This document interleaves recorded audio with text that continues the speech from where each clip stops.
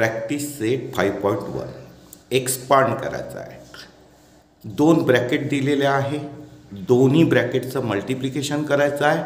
दोन्ही ब्रॅकेटमध्ये 2 टर्म्स आहे. 2 टर्म्स आहे म्हणजे हा काय झाला, बॉयनॉमियल. म्हणजे आपल्याला बॉयनॉमियलची मल्टिप्लिकेशन करायची आहे. पण या बॉयनॉमियलमध्ये एक टर्म कॉमन आहे. तर ज्या बॉयनॉमियलमध्ये एक टर्म कॉमन असते तर त्याच्यासाठी कोणता फॉर्म्युला वापरतात, x + a x + b. या दोन ब्रॅकेटचं मल्टिप्लिकेशन करायचं आहे. तर कॉमन टर्मचा स्क्वेअर प्लस रिमेनिंग टर्मची addition into common term plus remaining टर्मचं मल्टिप्लिकेशन. म्हणजे आता या दोन टर्मचं मल्टिप्लिकेशन करायचं आहे, म्हणजे या दोन ब्रॅकेटचं मल्टिप्लिकेशन. तर याच्यामध्ये एक टर्म कॉमन आहे. तर कसं सॉल्व करावं लागेल, कॉमन टर्मचा स्क्वेअर प्लस रिमेनिंग टर्मची ॲडिशन म्हणजे 2 - 1 into common term plus remaining टर्मचं मल्टिप्लिकेशन म्हणजे 2 इंटू -1. मायनसची टर्म ब्रॅकेटमध्ये लिहायची. म्हणजे काय होईल, a². 2 - 1 म्हणजे 1a. तर फक्त a लिहिलं तरी चालेल. Plus minus minus 2 × 1 = 2. हे झालं सॉल्व. आता प्रॉब्लेम नंबर 2. आता इथे पण बघा, दोन ब्रॅकेटचं मल्टिप्लिकेशन करायचं आहे आणि एक टर्म कॉमन आहे.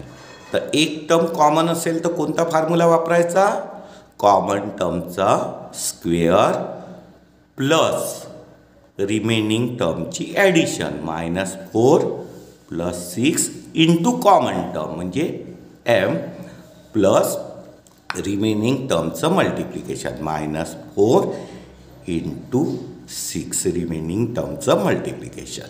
मायनसची टर्म नेहमी ब्रॅकेटमध्ये घ्यायची. m². इथे 6 - 4 म्हणजे किती राहील, 2 राहील. सबस्ट्रॅक्शनला ग्रेटर नंबरची साईन. तर 6 - 4 2m आणि प्लस मायनस -6 × 4 = 24. तर प्रॉब्लेम नंबर 3. आता इथे बघा, इथे पण दोन ब्रॅकेटचं मल्टिप्लिकेशन करायचं आहे आणि बॉयनॉमियल आहे.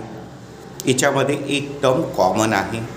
तर मग काय करावं लागते, कॉमन असलेल्या टर्मचा स्क्वेअर प्लस रिमेनिंग टर्मची addition into common term plus remaining टर्मचं मल्टिप्लिकेशन. 8 इंटू -3 मायनस नंबर ब्रॅकेटमध्ये घ्यायचा. म्हणजे इथे काय होईल, p². 8 - 3 किती होईल, 5 इंटू p प्लस मायनस -8 × 3 = 24. हे झालं.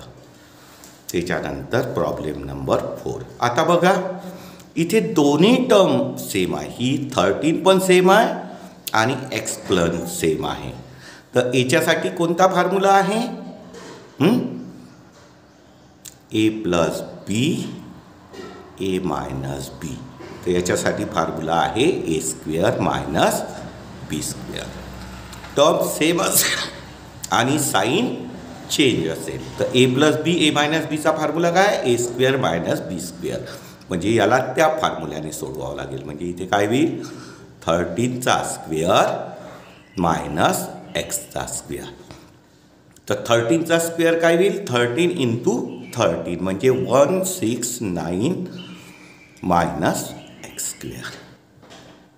Problem number 5. पहिल्या ब्रॅकेटमध्ये आहे 3x + 4y आणि 3x + 5y.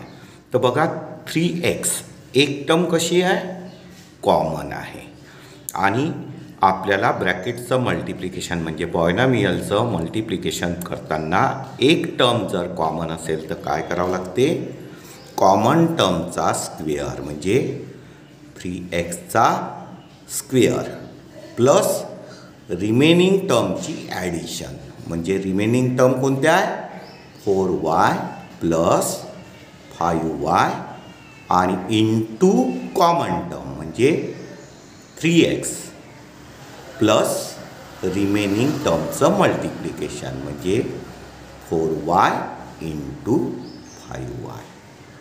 आता बघा 3चा स्क्वेअर किती होईल 9x स्क्वेअर प्लस 4y आणि 5y याची ॲडिशन किती होईल 9y इंटू 3x प्लस 5 4 20 आणि y इंटू y स्क्वेअर म्हणजे इथे काय होईल 9x स्क्वेअर प्लस 9 3 27 आणि x आणि yचं मल्टिप्लिकेशन पहिले x लिहू नंतर y प्लस 20y स्क्वेअर.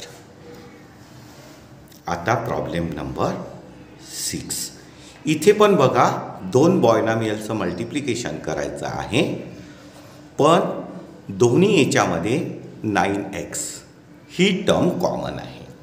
तर एक टर्म कॉमन असेल तर काय करायचं असते कॉमन टर्मचा स्क्वेअर म्हणजे 9x स्क्वेअर प्लस रिमेनिंग टर्मची ॲडिशन म्हणजे -5t प्लस 3t रिमेनिंग टर्मची ॲडिशन इंटू कॉमन टर्म कोणती आहे 9x प्लस रिमेनिंग टर्मचं मल्टिप्लिकेशन म्हणजे -5t इंटू 3t. मायनसची टर्म नेहमी ब्रॅकेटमध्ये घ्यायची. मग 9चा स्क्वेअर किती होईल 81x स्क्वेअर. आता इथे प्लस मायनस आहे 5t आणि 3t लाईक टर्म आहे पण साईन चेंज आहे. साईन चेंज असेल तर सबट्रॅक्शन होते आणि सबट्रॅक्शनला ग्रेटर नंबरची साईन. तर 5t मायनस 3t किती होईल 2t. याचं सबट्रॅक्शन येईल 2t आणि ग्रेटर नंबरची साईन म्हणजे -2t इंटू 9x. आता इथे प्लस मायनस 5 3 15 आणि t इंटू t स्क्वेअर. आता इथे काय होईल आता 81x square minus 9 into 2 18 tx लिहा नाही तर xt लिहा minus 15 t square. Problem number 7. आता 7मध्ये बघा इथे पण बघा वन टर्म कॉमन आहे m असलेली टर्म कॉमन आहे आणि ह्या रिमेनिंग टर्म वेगळ्या आहे. तर मग काय करावं लागते पॉलिनॉमियलचं मल्टिप्लिकेशन करताना जर टर्म कॉमन असेल तर कॉमन टर्मचा स्क्वेअर प्लस रिमेनिंग टर्मची ॲडिशन म्हणजे 2/3 मायनस 7/3 इंटू कॉमन टर्म म्हणजे m प्लस रिमेनिंग टर्मचं मल्टिप्लिकेशन म्हणजे 2/3 इंटू मायनस 7/3 मायनसची टर्म ब्रॅकेटमध्ये घ्यायची म्हणजे इथे काय होईल m स्क्वेअर. आता बघा डिनॉमिनेटर कसा आहे सेम आहे. डिनॉमिनेटर सेम असेल तर ॲडिशन सबट्रॅक्शन सरळ होते. तर 2 मायनस 7 आता सबट्रॅक्शन करायचं आहे. सबट्रॅक्शनला ग्रेटर नंबरची साईन असते. तर 7 मायनस 2 किती होईल 5 म्हणजे -5 होईल /3 इंटू m प्लस मायनस 7 2 14 आणि डिनॉमिनेटरचं मल्टिप्लिकेशन 3 इंटू 3 9. त्याच्यानंतर 8. आता प्रॉब्लेम नंबर 8मध्ये बघा, ही पण टर्म सेम आहे आणि ही पण टर्म सेम आहे. दोन्ही टर्म सेम आहे, फक्त साईन चेंज आहे. तर याच्यासाठी आपण कोणता फॉर्म्युला वापरतो? A plus B A minus B. याचा फॉर्म्युला काय?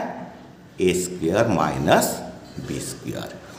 टर्म सेम असेल आणि साईन चेंज असेल तर काय होते? A plus B into A minus B म्हणजे A square minus B square. तर इथे बघा टर्म सेम आहे, x 1/x x minus 1/x. Term same आहे, फक्त साईन चेंज आहे. तर इथे फॉर्म्युला वापरायचा A plus B A minus B is equal to A square minus B square म्हणजे फर्स्ट टर्मचा स्क्वेअर मायनस सेकंड टर्मचा स्क्वेअर. म्हणजे इथे काय होईल? एक्सचा स्क्वेअर फर्स्ट टर्मचा स्क्वेअर मायनस सेकंड टर्मचा म्हणजे 1/xचा होल स्क्वेअर. म्हणजे इथे एक्सचा स्क्वेअर होईल मायनस 1चा स्क्वेअर 1 आणि एक्सचा square x square. Problem number 9. इथे बघा 1/y प्लस 4 आणि second ब्रॅकेटमध्ये 1/y minus 9.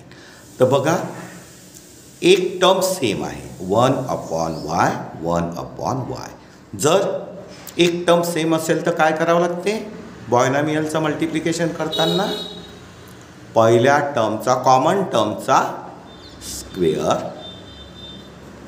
Plus remaining टर्मची ॲडिशन म्हणजे 4 minus 9 into common term 1/y plus remaining टर्मचं मल्टिप्लिकेशन म्हणजे 4 इंटू मायनस 9 मायनसची टर्म ब्रॅकेटमध्ये घ्यायची.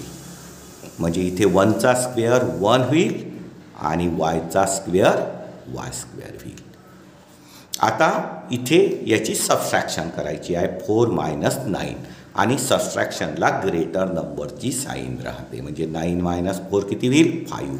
पण ग्रेटर नंबरची साईन म्हणजे -5 आणि हा y कुठे आहे? डिनॉमिनेटरमध्ये y plus minus minus 4 9s are 36.